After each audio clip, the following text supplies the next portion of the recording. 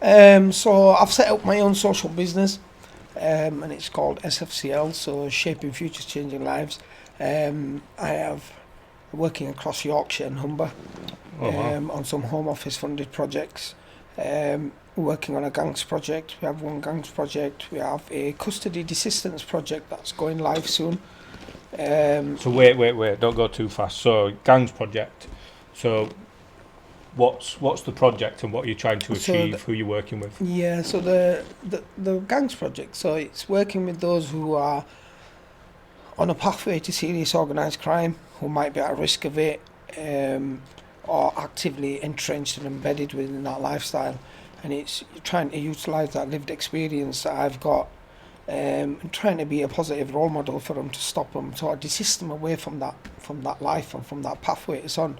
But another crucial aspect of that is trying to involve the private and corporate sector, so try to unlock future and further opportunities for them, because a lot of these guys that we support including Anthony and Carl, in the Prues and stuff like that, is some of them, not all of them, have been criminally exploited or groomed, but a lot of them you'll find they've been seduced by that criminal lifestyle. And the reason they've been seduced by that criminal lifestyle is because of their aspirations. The aspirations in the sense that they want to do better for themselves, they want to achieve really good things, but there's not the opportunities there for them to do it legitimately. So that's why I try to do a lot of work with the private and corporate sector to get So what's that? Is that getting organisations to say we'll employ some of these kids if they achieve what is there like a timeline working with you guys? I think for me, the most important thing is try to unlock real proper opportunities for them. So not working in a factory doing mundane jobs. What you'll find, a lot of these young kids who are involved in the criminal justice system, they're not happy or satisfied with working on a production line, putting caps on a shampoo bottle and just sitting there. They've got real aspirations, they want better for themselves. So I think it's about the private and corporate sector offering apprenticeships, offering some kind of inducements for these young kids so they can sort of utilise their true potential. And I think also picking up on the thing that you said there, T, was that the aspirations of children from a perspective of parents, single parents. They look at the parents struggling all their life, or look at the mother. Where the confusion comes in is they want to be able to do better themselves. However, the confusion comes in depending on which path they then take. How they want to better themselves. They don't want to live in poverty. They've seen their parents struggle all their life growing up.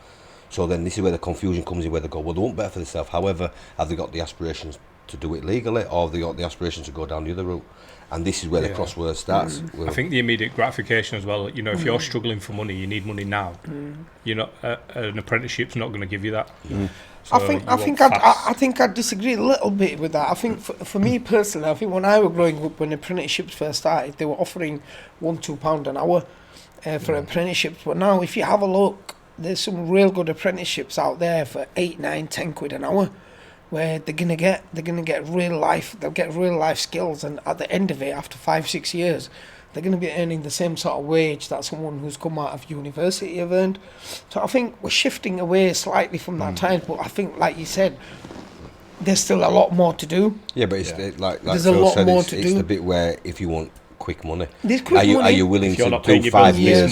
Are you willing to do 5 years in an apprenticeship? Yeah, and I think that's where a lot of this... And that's, Well, this is the problem as professionals you've got. As young people, obviously, it's all about the here and now. But I think this is where we need to sort of instill some resilience in them, and this is where, as professionals, we come into our own. I've mentioned this a few times. You've got like there is this is fact. This is research. This is university research that you've got people who are from wealthy families and go to private school, who go on holiday a couple of times a year. They are able to long-term plan. You've got families on council estates with one parent who don't know whether they're going to eat that night or not, or if mum's going to be at home or dad's going to be at home, or if they're going to be drunk or sober, and that's their living conditions. They're not able to think that far ahead. They're not able to consider a university or a college or even finish school, because everything's today. How do I survive today?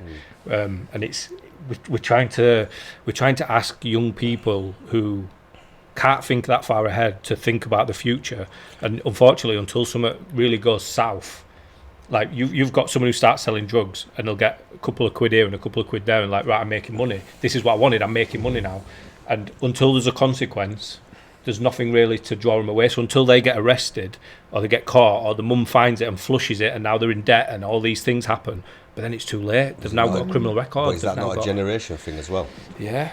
It can be down to generation, because my generation, it was never spoken about going to university. Yeah. No one in my area never went to university. Nobody. And then you've got people of my age that are then having kids, and their kids start being around the streets. Then obviously, naturally, they don't have the insight to tell them anything different, because that's not their generation. Their generation is, you know, whatever it might be, pimps, drug dealers, or whatever. Obviously, there's generations that go through. You've got your pimps, you've got your weed sellers, and then all of a sudden you've got your crack and your heroin. Yeah. And then all the drugs that come in. But if they're not old enough and they don't have the mentality as a parent to teach the children, then that's where your generation gap comes in. Because my generation never dreamed about going to university. It wasn't even mentioned. But I think this is where we come into our own in terms of the work that we're doing. So a lot of times you're going to be working with these individuals that are going to be entrenched and embedded in that lifestyle. They're going to be active. They're essentially going to be active, and it's happened to. I've seen it for years, and I'm still seeing it today now, where I'm supporting people, but I'm helping them, but they're still involved in criminality. But you know what? That's just the nature of the beast. So a lot of organisations and agencies over there, they'll only offer that intervention if they turn their back on that sort of criminality that they're involved in. But for me, because they're about that short termism, this is how you've got to offset it. So I say to them, that's fine, you're active in that's okay, let's work on somewhere for the long term. So it's all right, okay, if you're shotting and because you need to feed money, and you've got these distortions and you've got these sort of views and sort of stuff that you want to do, that's okay, but you still then need to work on them for the medium and long term, and you can still do it while they're involved in that lifestyle. Do you not find, though, like, I know, like me and Anthony, it's not just the kids that you work with, though, as well, it's also families. Yeah. You know, you've got parents that you're working with. I mean, when we had the COVID-19, the first time in March, we had that, we got some support, didn't we? So we were getting laptops, but it was for the parents to do CVs. We had somebody who was Jamaican descent, so he was Skyping back home. We getting board games, so obviously their younger siblings can play the board games with them, card games. So it's not just, it's not. Yeah, I think that's something I've noticed with some of the it's not just kids that I've been working with. A lot of them have come from big families where they've got like 6, 7, 8 siblings, you know, and it's where they're finding that time, that one-to-one time with the parents, or you know, when they are going out and they're getting to no good, it's like easily unseen because and if a kid's getting more attention, live in such big households, you know what I mean? And if one kid's getting more attention, struggling a lot more, and if one kid's getting more attention because he acts a certain way, then the other child's going to do it because he's craving. If I want attention, this is what I need. So if to I do. want attention, this is what I've got to do. But this is just an extension of the work that you're doing, because taking a whole family approach is really important, and the reason it's important because you can conduct intervention one-to-one with some guys on the streets, but then if it's not reinforced in the home, it's lost. 100%. So this is why you need to take that whole family approach as well, because sometimes parents, they're not always ignorant. Sometimes they just don't have the confidence to challenge problematic behaviour. Sometimes they haven't got the skills to do it, and sometimes they just don't even know. And it's more about awareness. So this is where I think taking a whole family approach is really important as well. And if they're getting up at 7 o'clock in the morning to get the kids ready, feed them breakfast, then go to work, and by the time they're finishing, the kids are already back home from school, are they really going to have the time? But this is the thing. Some of the parents are leaving to go to work before the kids even go to school. Yeah. You know. My mum, when I was growing up, my mum was like that. My mum used to work for the post office, and she would ring me to get me up in the morning to go to school. I would lucky because I actually enjoyed school, so I didn't mind getting up. My mum used to do that. She used to work at the sorting office, and she used to phone me to get me up on the morning to go to school. Yeah, we've obviously mentioned the need for people to do it, but what about just the attraction? Because some people don't need to do it, and it might be that they're in a big family with loads of siblings, and the thing that they want to do to then get the attention is to sell drugs, and to be involved in that lifestyle, you know. I Because think a lot of what they see I'm that person. I think a lot of what they see. I'm that person. I'm exactly the same. I think if you look at my family unit, and then if you have a look at a typical person who might be susceptible to being exploited and groomed by organised crime gangs, so they'll typically come from a dysfunctional family, where no positive male role models, they've exclusion from mainstream education, pupil referral units. That was a complete opposite. I've got coppers in my family, which is funny enough. It's quite funny. I've got civil engineers. I ain't got none in mind. Yeah, I've got civil engineers. I've got paediatricians. I've got 2 that are working on a COVID ward. And that's in my immediate family. And then none of them in my family I've got a criminal record. And yet there's me who just attracted to that lifestyle, and honestly that's all it was. I think the turning point for me was when I was excluded from mainstream education and I ended up in a pupil referral unit, and I became detached from that, and then having that availability and that time to get involved. And I think that's that relationship is massive, and something as professionals we need to sort of minimise. And then having that availability and then getting involved in low levels antisocial behaviour and then transitioning into more serious stuff. But were they your decisions, or did people pick you up on that and start taking you places that you weren't used to going? Or? No, I think I was seduced. I think it's more, as time's gone on now, like more this generation where they're being more groomed into it. Yeah, there's more grooming now, whereas, I mean, obviously we've got a later stage for the personal statement, but for me, growing up as a single parent, didn't have no dad, do you know what I mean? But I was an only child then, growing up, so I was spoilt rotten. Yeah. My biggest issue that I had was, when someone goes, oh, look at him, he's the local this, or look at him, I used to look at these people and think to myself, nah, you're not. When I get to your age, I'll be better than that. So that was my mentality then. But then, like, I went to school. I never got kicked. I got GCSEs. I left school with 8 GCSEs. I enjoyed school. I enjoyed learning. It's just what I did during break times and weekends and after school that was my issue. It was never. I was a spoiled kid. I got anything I wanted off my mum. It was just me and my mum. Yeah, it comes across in your personality as an adult as well. I concur. It's still that sport child in the room. Yeah, like, listen, I've got. What do you think, Anthony, with his camel award? No, but listen, but you know what though? In all fairness, I still had 7 brothers on my dad's side. Yeah. So although I was an only child with mum's, I still had like 7 brothers on my dad's side. I've got a sister that's exactly a year and a half older than me. So I'm December, she's June. So 18 months between us. She's older. Never had a speeding ticket, never been in trouble with the police, no nothing. And then I've been to prison twice. We had the same bedtimes, we had the same friends. So my friends had older siblings that were her friends, and it just don't make sense. And it's those choices I chose. Yeah, because it's the same as on my dad's side. I've got brothers that have been to prison, but then you go to my mum's side now with my 2 brothers and sister. I've got one brother that's in the RAF stationed in Dubai. My other sister lives in London after going to some university in London, and my other brother's finishing. He's in his final year of being a lawyer. So and then you've got me. Yeah. So, but I think then obviously that's where the mistakes came. The mistakes was made with me. I don't think my mum made any mistakes, if I'm being totally honest with you.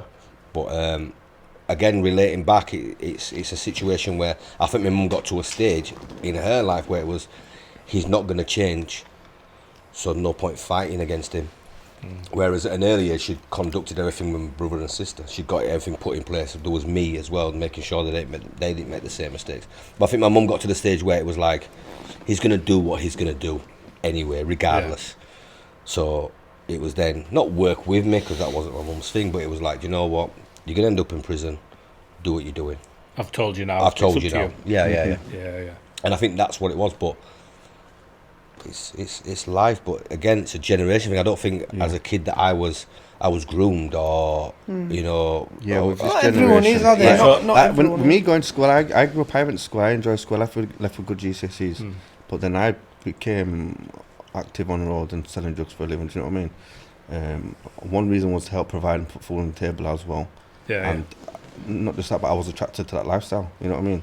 The thrill and the excitement and all the cars and the money, the instant money and stuff. You know what I mean? But I wasn't criminally exploited. You know, it was a decision of my own at that time. Yeah, I think the choices. I mean, I can't speak for everybody, but I'm guessing from what I know of these two and myself, it was something that we got into, and we liked it. We enjoyed it. It was part of a lifestyle that we enjoyed because there was money, there was the cars, there was this, there was everything that you dreamed about. Yeah. Coming from like Anthony himself, single parents, no dad. You know, I won't say I was in a rough area, but you know, it's all right. It was so I think they're your aspirations where you just, and then you see everybody else doing these things, and you think, yeah, all the older lot, and you see them, and you think, yeah, okay, people your age that are all doing very similar. Then you're automatically just drawn to like. So I don't think no one ever came to me and said, it's almost like the norm, innit? Yeah, it's like when you the When norm. you grow up within it, and that's you all grew you up in see. it, so it was normal. Like you come to my area and you'd be like, "Whoa, it's rough round here." But I remember we used to leave our doors open. Like my mum's door. The only time my mum's door got locked, because on this true, is if I was going to get a beating. If the door was locked, I knew I was going to get a knife, because then she'd know I was in, so she'd come and go, oh yeah, and then so I knew if the door was locked, then I knew what was going to happen. But other people come in and go, oh, it's a rough area, this, but you know yourself, living where you're living, it's not rough. It's same for me. I've lived in my house for 25 years. It's the norm. But again, none of us, with my generation or had aspirations of going to university. Like what? Yeah. And it was a bit, and also you had this thing of that's for them rich white boys. Yeah. That was a big thing, because obviously I'm from a predominantly black Asian area. So if somebody ever did mention it, it was like, that's for them rich white boys. Like when I used to go play rugby, they'd be like, why are you going to play rugby with them white boys? That's what. Do you know what I mean? So it was more of a cultural thing back then. Okay, so on that, you mentioned role models. So we did some work in London, and I was speaking to some guys who been in trouble, 3 black guys in London, and we were talking about like politics and stuff, and why it's very white. Politics is very white, and It still is now. they were saying you're a young black boy watching TV. You don't see anyone who looks like you, sounds like you, acts, dresses from the same area as you. About the last 10 years. So then you're thinking, why? What's inspiring me to want to be involved in this? Unless you're the sort of person that thinks, Lewis Hamilton, no black F1 drivers, and he's like, I'm not going to allow that to be a barrier.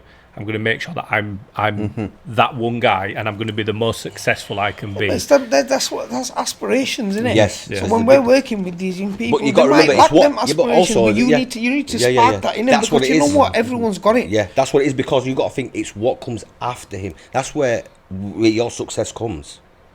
It's where Lewis Hamilton's success is who he inspires to come forward. You know, I've no doubt that when people first saw Lewis Hamilton going to F1 and all the rest of it, there was a load of black kids doing F1. Then when they realised it was that hard, and it wasn't as easy as what you thought, and the fact that you actually do need money. You need a lot of money. You need a lot of money in F1.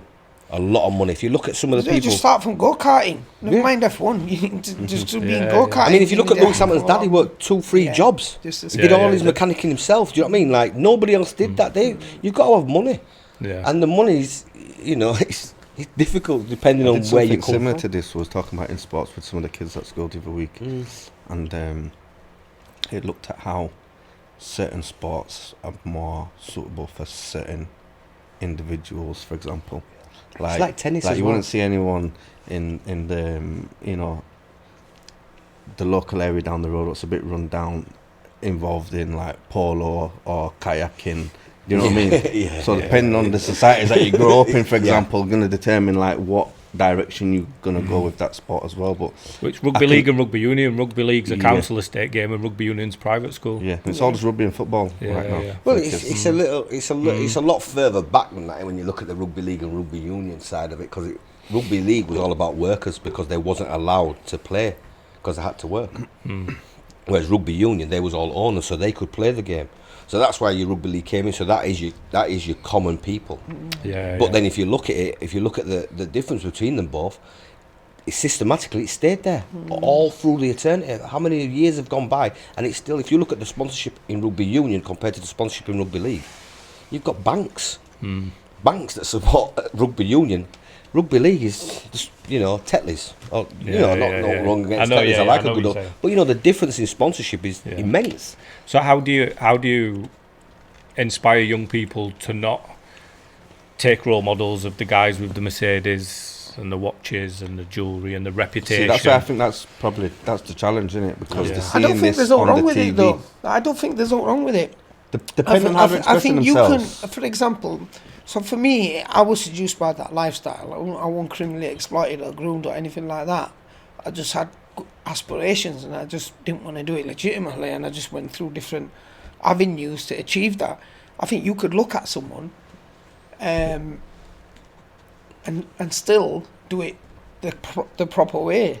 So like now, where I am today now, I probably have more than what I had when I was on the streets before I got locked up. Yeah, but you weren't I've done looking it at businessmen and thinking, oh, I want to wear a suit and drive that Mercedes. You were looking at guys on the street saying, I want that reputation. You know, Carl said it. I want that lifestyle. And how am I going to end up in that position where people are saying, oh, that car there, that's this guy who does this thing. So one thing I when I work with those the people who I'm supporting at the moment is I say there's no wrong with having a look at them people there. So you might have people who are shotting in your area.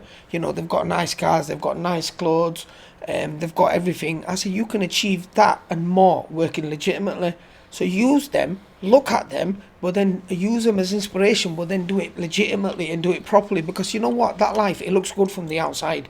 And that's it. When you're entrenched and embedded in that lifestyle, I can assure you, and so can everyone else here, it's not. It just looks good from the outside, and it's temporary. However, if you go and do it properly, and you instill like certain little strategies and systems and practices with them, you'll have the long-term longevity out of it. So a guy who I'm supporting currently, he's 40 something. He's probably only done a handful of jobs, but he started working a few weeks ago. And one thing I told him, as soon as you get paid, I said I want you to reward yourself, and that's something that I did when I first started working. My first proper job is when I get paid, I reward myself. I go buy some nice clothes. Sometimes I blow a full salary on designer clothes. I probably got better clothes than most of them guys that are shotting on the streets. And that's not a representation of what you're wearing today, obviously. Thank you very much for that. I thought, look, this is, can tell. This is I spent more on tattoos than clothes. this is my East 17 look, man. I'm case, going for the smart casual look. I think another thing that you need to point out to them as well, I think, and I know Anthony's done this before and I've done it myself, is when you work out how many hours you have to work for the money that you will earn through drugs and shotting and running the county line. When you work out the hours you've got to put in compared to the hours that you would work legally, you're actually better off working legally. Yeah, and the thing is, you work illegally for a year, and let's say you make, let's over predict and say you make 30 grand in a year. Now the level of work you'd have to do for that's now put you in a bracket where a prison sentence is going to be 3 to 5 years. So now you're earning 30 grand. Over 4 years, it's nothing. It's less than minimum wage. But you've got to remember this as well. Just breaking it down. It's breaking it down from. But also, you've got to remember this. It's not just about prison. You know, there's also the fact. There's being arrested. There's also losing. You know, if you make lose more, you lose more than you make. You're losing, and not only that, you then get people that are willing to come looking for you because they see you doing good. And if you're not about that life, then obviously, and you start hearing it, because automatically they believe as soon as they start making that kind of money, then they have to have something to protect themselves. And then it's just another. Then they've gone somewhere else. Then some people can go through life. I've known some people never touch jail, but that is so small. It's unbelievable. Like, forget it. Yeah. You know, I think you've got to break things down into sections at times. Like T said, there's certain times where they're doing a certain thing that you've got to think to yourself, well, okay, yeah. Fair enough, you're not going to say to them that you are agreeing with what they're doing, because you're not. However, you've got to kind of put it to one side and work on other things which will lead them to there. Yeah. You know, it's changing the mindset over time, so that eventually when they get to the point of where they actually are, then you think, whoa, why am I actually doing this? So it works both ways. Some kids, how you perceive or how they look at things, you can go to them straight away and say, well, hold on. It's like a kid committing robberies, and he's doing robberies, but he smokes weed. But then all of a sudden, he still smokes weed, but he's no longer committing robberies. Do you then go to him and say, well, you know, weed can go to bigger drugs, and, you know, weed's not a good thing, it's still illegal. But so how do you weigh that up? You know, do you say, oh, well, you've got to stop smoking the weed now, or the fact that he's stopping committing criminal offences, harming society, harming individuals and stuff like that? That's where you're going to concentrate, aren't you? Yeah. It's difficult. You've got to find. It's easy to see how the kids are attracted to that lifestyle right now, and cause it's just there, And especially the current like climate. social media, you know, music videos, radio. It's just there, and it's all right, like you said about them being influenced. Like, and you know, if an artist is going to influence them to make music, you know, then that's good. But depending on how they're perceiving that influencer, you know, And what their music's and going to be what their about. content is Yeah, that they're then yeah, putting out. You know, that's a different Yeah. story. Have you again, seen isn't it? the thing on Netflix called Social Dilemma? So I Have you started seen watching it? it. Sure. I did start watching it. So yeah. basically, what happens is social media. So they're fighting for your attention. Mm-hmm. YouTube usually wins because videos last longer than what you'd scroll like Instagram or Facebook for. But they're fighting for your attention. So you don't go on Facebook for a while, it'll send you a notification. This is new that I've realised. So if us three are friends on Facebook and you comment on one of your pictures, it says, "Oh, Phil, Carl's just commented on one of Anthony's pictures," and it's trying to get me to look at what you've said, and it's a way to get me to then open social Start media. engaging again. Yeah, and they Because then you just won't look at my post, you look at other posts then. yeah, exactly. You start Because then you're scrolling. scrolling. So they've got you. But And when then you they're talking accidentally about like a picture from 10 years ago. yeah, And then that yeah, message then goes to Anthony, oh, Phil just met... Phil just like- and then you're like, why are you looking through pictures from 10 years 3 ago? in the morning. But the thing is, that we've that's advertised. another story You've to been you. there, haven't you, Phil? I don't even know what you're talking about at the moment. You know, like, you sound like you're talking from experience then. I'm not going to lie. But the advertising works in a way that they manipulate what you see. And I'm sat watching this thing, and all I kept thinking was, you have a tool here that could productively benefit everybody's life. It could be through motivational messages, it could be through anything you want it to be. Yeah. But what we're getting is the person who pays the most money gets the opportunity for us to see what they want us to see. So through adverts to buy stuff that we don't need. But they have this algorithm that could make everybody happier, you know, regardless what it and is. It's the thing what the algorithms are putting out and the content that they're putting in your face Yeah, as well. it's Yeah. to And benefit it's the the people same with the most and money. I think that has a massive effect on society today as well. Well, it especially affects with the younger everyone's mental generation. health, Yeah, doesn't it? yeah. I mean, social media is detrimental to everyone's I mental think- health I f- because, again, it's the same process that these kids, they become disenfranchised with society and working legitimately because of what they see, and that's what social media portrays. Is It this an our portrays- generation thing though? Because we It didn't is, have because social media and now we do. But it these is. young people have only ever known social media. But the And thing- the future is always going to be digital. It's always going to get more digital. More things are going to become digital. So maybe it's just we are know- the generation that transfers Yeah, over. yeah. Oh, no, 100%. Do you know why? Because I remember I used to walk 2-3 miles to go knock on my mate's door to see if he would Yeah, play yeah, football, yeah. and him not be in, and I'd Yeah, walk yeah. another mile somewhere else to all the little spots where Yeah, we'd go yeah, to, yeah. to then say, oh, he's not in, and go Well, back home. I You felt know, the full, so- I felt but the now- full force of that. Yeah, they I mean, don't when have I it, went come to on. prison, when I went to prison in 2002, 2003, there were no cameras on phones. You literally had these phones with the big aerial and stuff like that, and they were the phones.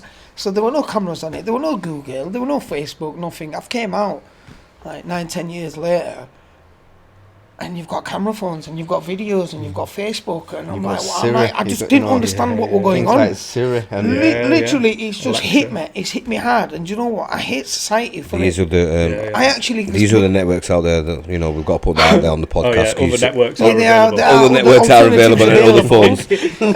But this is what I mean. This is an us thing. It is we're an the, us we're thing. the people who don't like it because, like, obviously, like our parents and grandparents don't really get much technology now. But because we're at the age where we were teenagers going into our 20s, when all this stuff's coming out, we're the ones who are seeing the biggest transformation. Whereas young people now, this but is you've It's always- normalised for you've them. always- It's yeah, normalised. normalised, It's yeah. Like, I've normalised. got a Yeah. 5-year-old son, and he'll pick up the iPad and you know he works away. it, works He it knows better what than he's me. doing. My Yeah, daughter's yeah, but 18 They know how to months, go online. Anthony. They know how to purchase online products Yeah. and like. yeah. You got to remember. You know, my daughter's 18 months. I watch YouTube with her, so we're watching that, you know, all kinds of cartoons, whatever for it ugly. is, yeah. Right, yeah. Oh, phonetics, yeah. Yeah, Oh, yeah, mate, yeah, don't, yeah. don't get me there, yeah. Right, proper bored of them. But she's 18 months, so sometimes I'm watching it on my phone, on my iPad, a notification comes, she gets that finger and she slides that notification up. When it's an advert, she waits for that advert to be counted down, and when it says skip ad, she presses on that skip ad. Yeah. And that's at 18 months. She probably can't conceptualise what she's But doing. you've got to remember- again, She it's- just knows It that has when I its- do it has this its thing, pros, Yeah. it has You it has see, its pros, this- but it has its cons as Yeah, but well. it has, It's it's bad, all it's about bad. money. This is the situation where it's all about money, and the thing that you always come down to, money is not in the cure. And they're never going to cure social media and other things that go on there because there's no money in that. If they went out and sent that message out from the algorithm sending positive messages out to everybody, X, Y, and Z, who's paying for that? who's going to pay for Yeah, that? yeah, yeah. No one. Because then that means you have to start blocking certain videos. You've got to block certain things that come on there. That's a lot of work for them to then do. You've got to block people will put on some kind of attack that's happened, some marches that are not legal, or so all them kind of things. Then you're talking the freedom of speech. Then you can't have freedom of speech no more if your positive messages all the time. Yeah. Okay, so I went to a recovery conference, and a police officer got up, and I can't remember his name, but he spoke about. It started off quite braggy. It was quite uncomfortable to listen to about how good the police are at catching criminals, and he was talking about all these criminals that he'd caught over his career, and he said that he thinks the police are responsible for organised crime gangs to recruit young people, because one thing the police relied on heavily in sort of the 80s, even up to the 90s, was undercover. So they'd send police officers in to get pally with gangs or whatever crime they were trying to solve, whether it's burglaries, they'll get people undercover. So then the criminals said, what can we do about undercovers? We can use kids. So he says that the police are responsible, because they were so good at what they did, for crime gangs using young people. What do you reckon? I think that's a questionable claim or accusation. I think it's quite brave as a police officer to take responsibility for such a thing. Yeah. I think it's a bit. And we go back to the generation thing again. That falls back onto the generation of parents and the generation that they come from, and then the kids seeing the struggles. And I think some of them, some of them are groomed, but some of them are attracted to that. But I wouldn't say the police are to blame for it. I think what the police are to blame for, and I think they are aware of it, is obviously, so the police, within their model, they've got the 4 Ps, so pursue, prevent, prepare, protect. Generally what we find is a lot of the police are all about pursuit, so pursuing people and organised crime gangs that are active and stuff like that. It's generally when they'll take somebody out, or they take a gang out, there's then a vacuum. And that vacuum then causes more violence, because you then got 2 rival people who's trying to fill that gap of someone that's been taken out. But that's a byproduct of what they're going doing. But what that police officer said, they're saying that it's because they've got so good at it that they're now employing kids. Yeah, potentially. Indirectly, maybe that's been responsible for it. But I also think that OCGs and different gangs that are operating, they're sort of trying not to get their hands dirty, and they're therefore exploiting and criminalising young kids. But there's another element of that as well. Like cheap labour as well, isn't it? Yeah, the other element of it is general labour. Now, obviously, times are changing, and there's a much more awareness on it about the county lines, and it's becoming sort of a buzzword now, even though it's been going on for decades. Is young kids are generally not seen as hot or being involved in. So 10, 15 years ago, they could have easily gone and in taxis and in trains and gone to these affluent areas and conducted the drugs. But now that county line's becoming a real issue or a buzzword within the media, it's now becoming a lot more difficult. Yeah, young people are disposable to gangs as well. Yeah. If a young person gets caught, they'll just interchange a new person into that role. Exactly, yeah. Without much sort of responsibility for them as well. Yeah. The collateral, essentially, is just collateral for them. Yeah.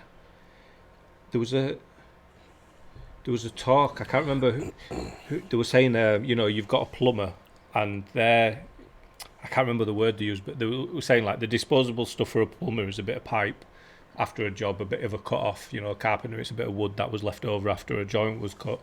And for drug dealers, it's humans, it's people. They're just like you say, collateral damage. It's just right, that one didn't really work, so we'll get rid of that one and we'll just bring this. The thing is, times have changed, haven't they? I mean, when I was growing up, I think everyone here will testify to it, in the late 90s or 90s, or depending on your age. For me, it was late 90s, early 2000s. There was no ANPR. There were cameras on every single street. All these different sort of methods that statutory agencies employ now, they didn't really have that. So you could sell drugs, you could do armed robberies, you could do X, Y, and Z, and you could get away with it. But times are changing now, and the current world we live in, and we talked about technology a bit ago and how it's detrimental, but in the sense it's also productive for law agencies to sort of enforce that sort of thing. So therefore, times are changing. It's much more difficult to get away with stuff. Hence why a lot of them are now not trying to get their hands dirty and again just using young kids. I mean, as collateral. I can remember the days you could drive around with your gun in your car all day. Yeah. And if you get pulled, you just give someone else's name, and And you get a there's no 7-day way of knowing. producer. You There's just no way of knowing. they have to go produce their details at a Yeah. police station. Yeah, 24 hours a day you could drive around with your gun Yeah. in your car, and, Yeah. and none the wiser. Then you got to think the insurance things, all the rest of them. I mean, just as an example, I came back from London with a guy, a good friend. He's dead now, but we came back with, things in the car, and the police pulled us, and we pulled into a petrol station, and we had no ID on us, and all they did was take a fingerprint and put it on the back of the producer, and that was it. That was it. Or a Polaroid picture. Yeah, but then 2 days later, they ended up chasing because they need to come back who it was. Do you know what I mean? But back then, it's just different. It's different times, isn't it? This is the same thing You again could have for a us. We're in that transition where you could have a we're producer, transitioning and it from would that. take 7 days. You'd have that You producer got for a 7 license days. for 7 days. So you had a license for 7 days, yeah. Yeah. So you Yeah. just go, 7-day license, producer, didn't you? I've got a producer. I've got a producer. And just and leave you that's alone. it. Now you can get 20 producers in a week. Do you know what I mean? Yeah. You don't get producers now. Well, no. but It's, yeah. all, it's all API, everything's Yeah. digitalised. Yeah, Yeah, everything. you can't get away It's with there, anything. everything's instant these days, isn't it? No. So the young people that I've spoke to that have ended up in probably the adults that have ended up in situations that were groomed into stuff when they were young, said that they didn't realise what was happening. They didn't know that they were being groomed. They didn't know that this thing. They just thought, people were looking out for them and trying to give them opportunities. So what signs are they, or what's the process? What happens when someone's being groomed? Like from who do they look for to how do they groom somebody to where do they end up? There's different way. There's different levels of how to look at people. It can be someone from like the local guy in the area that knows the people in the area and knows your actual social background. So there's that bit. But then there's other people that are groomed that actually whose parents do look after them and I've got nice clothes, because these people will come along and go, oh, I'll buy that off you. So it works both ways. It works with the kids that have got nothing, and it also works with the kids that do have something as well. It's less likely with the people that have got with the kids that have got something. However, it works both ways, works both and ways. it's very simple. It's you've got a top. What do you like doing? Do you go to football? X, Y, and Z. Next minute they go, I'll come to football with you. What football boots you got? Them boots are dead. Cristiano Ronaldo boots. Then they come and see you. Then they'll pick you up. Then you go, do you want something to eat? Then you go to McDonald's. Then it's one of them where if he smokes weed, just roll a spliff for us. Then you roll a spliff. Listen, there's a little draw for you there. You keep that.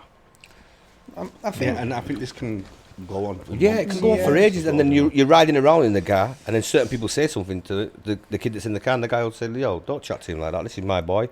Straight away, it's like, "Oh yeah, Yeah, that feeling of belonging. this guy, I'm his boy," because yeah. that's what He's when I looking was out growing for up. me. Yeah, because when I was growing, that's what they called it. They called them my youths. That's what they called them. Like every older had a younger. That's my youth. So it's like he's not your dad, but I think like I think anything Yeah, like yeah. that you Yeah. can't touch. That's my youth. Yeah. And that's how you came through. Do you know what I mean? It's I that's how think when you. you're looking at young kids that are being sort of criminally exploited and groomed, I think it's widely known and accepted amongst everyone that, being detached from mainstream education or involved in a pupil referral unit, the likelihood of being exploited or groomed, literally goes through the roof. And I think you'll find organised crime gangs, and I think you've talked about it locally, that grooming process, but then times are now changing. That was maybe what it was like when we were growing up in the late 90s, early 2000s, I think. But now, with the way the county lines model and the way that gangs are operating, what I'm seeing across Yorkshire and Humber in particular is gangs that are specifically standing outside pupil referral units, looking for them sort of kids. Because if you look at the demographic of the kids that are within the pupil referral unit, they've come from dysfunctional families where they don't have positive role models, where they live in poverty. They don't have any attachment. They don't feel a sense of belonging. So these are the sort of indicators that organised crime gangs look for in young people, and then that's where the grooming begins. So they give them a sense of attachment, a sense of belonging. So look, you're part of us now. You're with us. Don't worry, no one can say nothing to you. You're going to be all right. Do you know what I mean? They're giving them a sense of self-worth that they've never had. And that's where it begins. So that initial thing, that organised crime gangs are now becoming very intuitive, and they're sort of taking it to a different level. And they're doing that nationally, not just within the local areas, but they're doing it nationally, and that's what they look for. They look for that deviance, and they look for that somewhere in a young person where they're anti-authority, where they challenge the system, and these are sort of characteristics and traits that they look for to and exploit. I think even as we said, like with the times changing and how things have changed so much now, I think even online, I think there's a lot of online grooming now, you know, where they're probably stalking young individuals' social media accounts, and you know, where they can spot certain potential in them, or if they look like they're, you know, borderline active, or you know, hanging around certain places or with certain individuals. What do you think that looks like? Yeah, but like, you see, is that hoods up, masks up? I mean, everyone's masks yeah, on but now, you look at it this way though. People make words sound cool. Yeah. So putting a word to something would also attract young people. I mean, you see girls now calling themselves bando babies. Like, if they knew what that means, they wouldn't call, like, any woman with self-worth wouldn't call them. But it's just words that are thrown about, and I think, oh, yeah, that's a good word. I like that word. A bando baby is, you know, it's a girl that's just passed about. Yeah. It's a hoe, it's a slut, do you know what I mean? But little things that are then passed on, and words and meanings, they don't know the meanings of it. It's just a fact of, like, every kid will tell you about shanking. Most of these kids have never shanked anybody in their life. Nor have they been shanked. But however, shanking is that cool new word. It's a cool word. Yeah, so then obviously you have to carry a shank.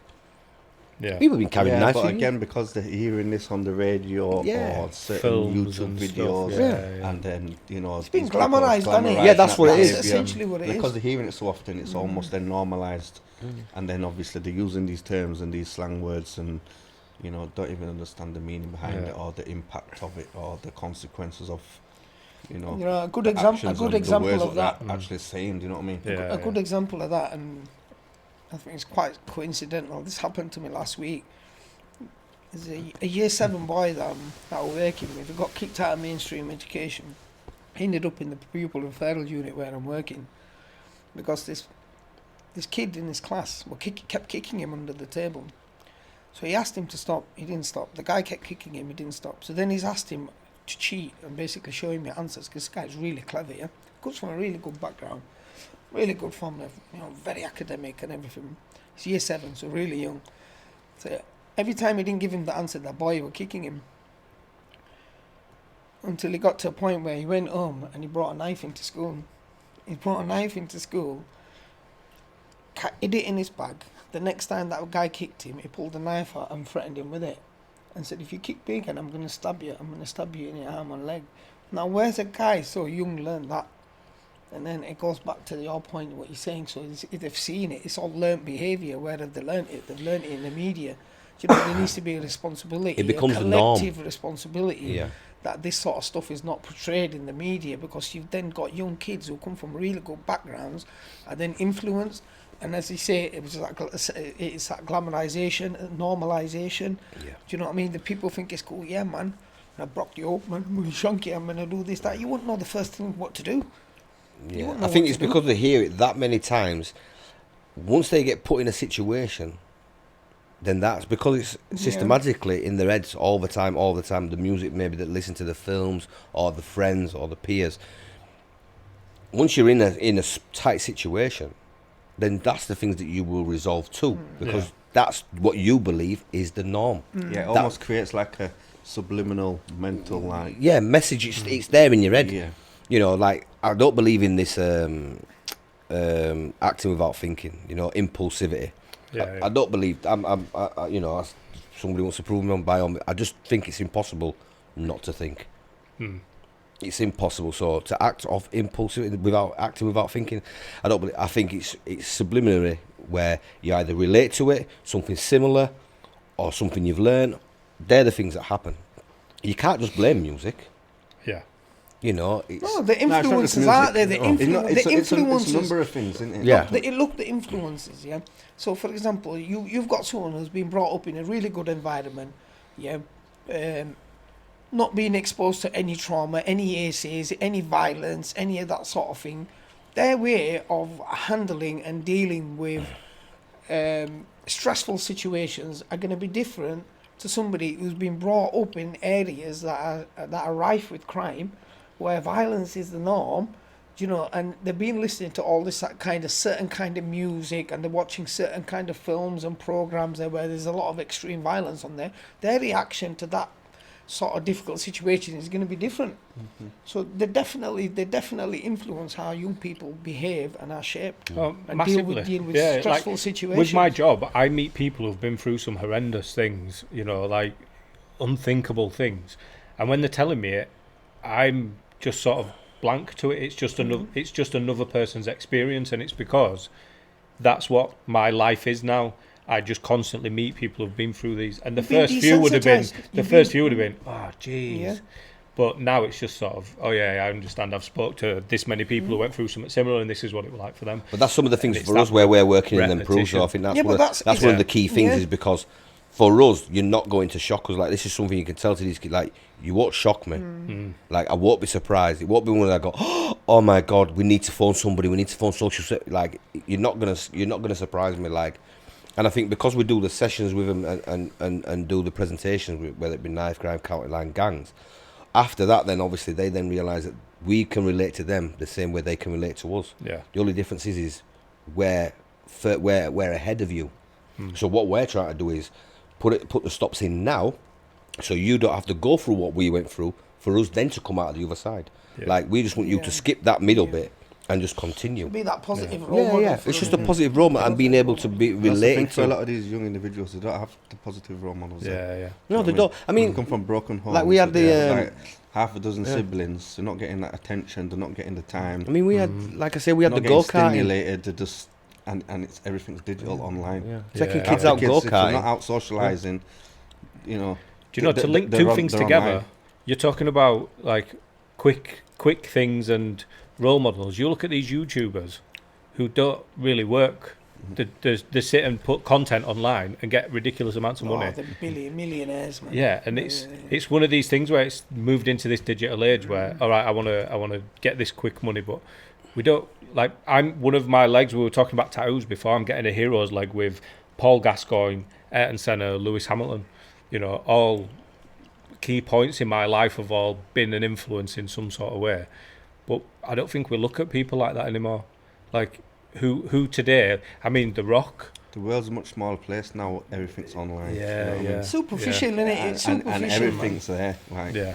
It depends. When we were growing up, touch of a button. Like, No, but instant you know what? information, when we were Yeah, waking up, when we were growing up, our parents were not forcing us to get out of the bedroom, get off the computer, and go out. We were being forced in. Do you know what I mean? Like, when the street lights came on, There you go, that was it. The street lights came on, You had came to in. run in.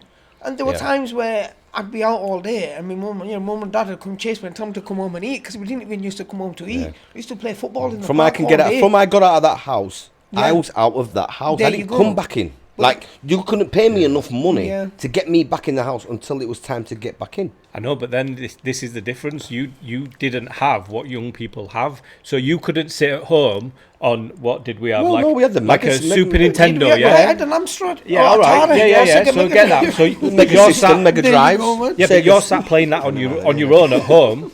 You're Yeah. not that young, Imagine if you could put a headset on and talk to your pals from school, and you all play your Mega Drive together in the same game. Yeah, No, but this I is won't. where That's this is attractive. where Yeah. the responsibility from parents need to come in. This is where we need to be. As It's easy for parents to let we the need kids be- do that. It's easy to Also- keep them I quiet. agree. Listen, Yeah. there needs to be a Also, balance. It's not healthy for them kids to surround them with technology. I'm mindful of doing that with my daughter, but I know how easy it is to just put an iPad in front of her face and just put loads of cartoons. Man, I've got on a her. 14-year-old Because I've daughter. had a stressful day at work, and I just want. You take my phone off my 14-year-old daughter. Oh my God. It's an easy get It's out. like, yeah. listen. It's like a catch-22 though, isn't it? Because a lot of parents, you know, They want the with stress society free. how things are now, would you rather your kids be out potentially being groomed by, you know, Or do you want them in the house where they're or criminally safe? exploited, or inside, you know, Yeah. nice and warm, And that's in the bedroom, Yeah, online? because that's what my mum did. you Being know. monitored. That's what my mum yeah. did. I can tell you that categorically. That's what my mum did with my younger siblings. Yeah. 1,000,000%. Because I was the total opposite and she did the total opposite with them. And every single one of them went to university. And my brother that didn't go to university is in the RAF. So, was it successful on my mum's side? Yeah. Is it successful all the way through? No. But I think also you've got to remember, they also had me as an influence of coming back and saying, no, listen, X, Y, and Z.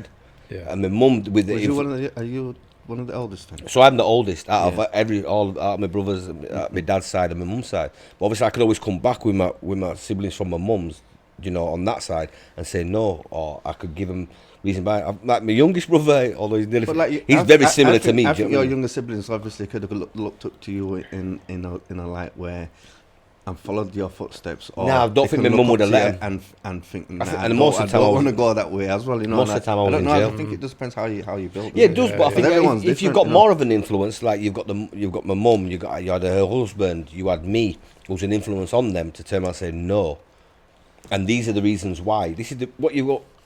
Like I had this discussion, and it's always about we're giving a reason. So when I was told no as a kid, I never asked why you're saying no, because no meant no. No, no. Now when I'm having this discussion now with my kids and I go no, and they go why? I go because I've said no, but my missus will say no. You have to explain. So I said, well, okay, let me ask you a question. Do I have to explain myself when I say yes? Well, no, you don't. So why do I need to explain myself when I say no? This is I don't. I've said no, and that's no. When I was a kid, if I questioned my mum, listen, let me tell you. Yeah, There's not a thing in this generation's room different, you that can't be used as a weapon. Let me tell you. I'm 38-year-old, even Anthony, going- I'm 38-year-old, yeah? Until this day, I don't smoke in front of my mum and dad. Yes, Yeah, yes. I go there's to just my a level mum's of house. respect. Does she know you smoke? They know I smoke. Yeah. I go to my mum's house Yeah. and I'm smoking in the garden, right? And I hear her and my dad coming, and I just quickly hide it. And I did it the other day, and the smoke coming out of my hand and the smoke coming out of my nose, and I'm, Do you know, for years I blowing it pretended and I didn't hide like it. smoke. My mum smoked. still hide it. My mum smoked, and I pretended for years I didn't like smoking. There you go. She'd smoke, and I go. but it's that No, respect. no, It's that it's- respect. It's that It's that respect level that of we respect I think have. that we was And growing that- up on, you know. And that's the difference And I think there is a between the different kids. level of that in this generation. Yeah, completely. there's no 100%, respect. you know. Honest to God, right? The When you took respect it out of the that hands we of had- teachers putting your hand Yeah. on them and parents putting your hand on the kids, that's when it all went wrong. Do you know? I guarantee. For me, One of the things we talk about when we do school sessions now is, and we say, I'll say like, I don't want you to say yes or no if this is you, but how many of you come home from school and you've had a bad day at school and you walk in and whoever their mum, dad, nan, granddad, carer, whatever it is, says, how was your day? And you just walk past and you slam a door and you're like, oh, no, and you have a go at them for the wrong reason. And you see people laughing and like, oh yeah, I've done that. And like, so why are we having a go at those people that are there that are caring for you? And the other one is, how many of you said when they say, right, it's time to go to bed? Well, my mate, he's allowed to stay up till this time, or they're allowed, and it's that whole everything's just a pushback. We're just constantly pushing back to try and see where boundaries are. Listen, I think because You know, there's so much content available for kids online, they can see so much more than what we could see growing up. Yeah, Honest, You know, the and world problem like is a much it's smaller simple. place. I think that when they spend so much time online as well, I think they become detached with but also, face-to-face engagement and stuff. 'cause It's they can't relationships. have conversations like we would have done maybe 10, 15 years ago Yeah. with each other, you know. Yeah. And everyone's talking about it's all keyboard warriors I tell now. you, it's not online relationships It now. is I'll tell relationships. You know why? Because tell you I'm what from a it is. different It's a lack generation of from my respect. missus. So my missus is a certain way and I'm a certain way. So now my kids know who to ask. Because they know that my way of things is quite old school. You know, I believe when you walk in a room, not this high, I don't believe in high. It's either good morning, good afternoon, good evening. If grown people are talking, you're not allowed in this room. Grown people. So I'm quite old school like that. My missus isn't. And this is where some of the discussions then get involved, and it's more leeway with mum than what it is with dad. Yeah, So- depending on what they want, certain Yeah. things that they want, they're Yeah. going to depend on who. So who they're gonna and this ask is for, how you know. then they play off each other. Like I know, someone taught me many times, many years ago, that a grown woman as a kid only knows how to flirt with a man through flirting with the father. Although it's not technically flirting, but it's the way they use themselves, the interaction. mannerism, Yeah, the yeah, interaction of how they get what they want from the dad. So my kids know who to ask for what. If my son wants to have a little bit of a play fight or get nerve guns out, then he knows to come to dad. If he said anything else, then he wants feeding and stuff like that. He goes somewhere if he wants a cuddle. But all the rough stuff, he'll come to me. I think the problem with today's kids and generation is they just don't have no respect. No. Honest, if you look at my area, I don't think anyone one currently of the first things I is mentioned to the kids when I do doing sessions as anything or involved in the sort of series of stuff that we were involved in that they're doing now. And Brafflemore is what they call now a hotbed for OCGs and stuff like that, but yet they're not even anywhere near as close to what we were doing. But I think the difference being is they haven't got the respect that we had when we were growing up. So a lot of the stuff where you're disrespecting older people and stuff like that, we never did that. We had respect. We were involved in that criminal lifestyle, but we had respect. We had morals. There was we had levels. There was levels, you know. Yeah, we were ethical. You know, there was a lot of morality involved in it, even though we didn't mind going around involving firearms and stuff like that. Yeah, yeah. But that's the difference between us and I think today's generation. They just lack that. Yeah, that's one of the first things when I do the sessions with the kids. We're in schools and stuff. That's one of the first things I said. What I was raised on, like manners and respect. You know, that was like a bare minimum. Yeah, but yeah. it's like it's almost if it doesn't even exist this day and age. You know what I mean? With the younger generation. Yeah. Listen, I really appreciate the three of you coming in and talking to us about this and just giving some of your insight. I know you're both going to come back in again and we're going to talk more about sort of your stories and what you've been through and your experience and why you do the work you do. Massive thanks for coming in and sharing some of the work that you're doing.